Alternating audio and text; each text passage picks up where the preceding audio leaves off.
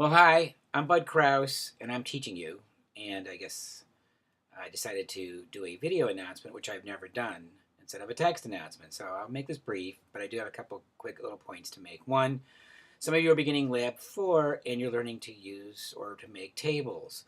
And in the lab, or in this entire class, we use tables for layout. But the better and more preferred approach for using tables is when we have to present tabular data, which translates into tables for railroad schedules, calendars, math tables. In other words, things that really need rows and columns.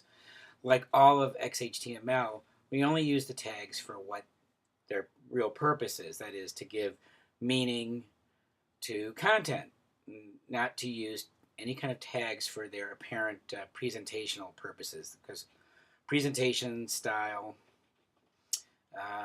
layout are all matters of CSS. And that's something that I am preparing you for, and hopefully that you will decide to take my CSS class that starts, the next one starts on Sunday, April 11th.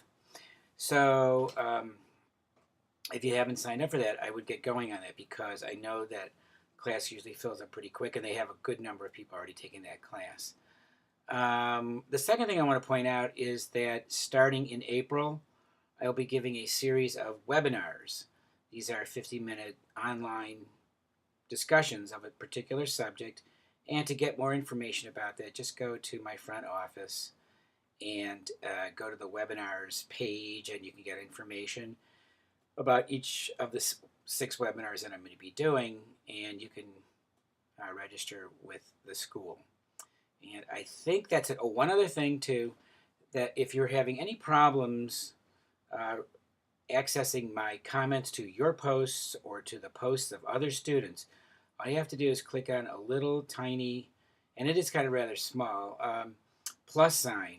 That'll open up, or they call it unfurl, the post so that you can see my comment. Okay, sorry if any of you have had problems, because it is obviously important that you read not just my comments to your post, but my comments and comments of other students, my comments to other students and the comments that other students make. So make sure you take it all in, because it's not really a good idea for me to have to repeat over and over and over again the same kinds of things, like make sure all your tags are closed, make sure you're in lowercase, that kind of stuff, which I think most of you are getting the hang on. One other little point, as long as I'm here, is this is all building towards Chapter 7 or Lab 7, where I'm going to teach you what I'm doing for everyone right now, which is the error checking process, which is called validation.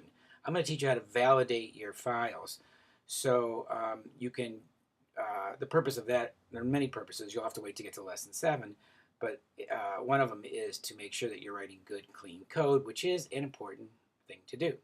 So for right now, I'm going to say goodbye and either go back to writing text messages, or maybe I'll do one of these again if I can figure out how to stop it. Okay, bye-bye.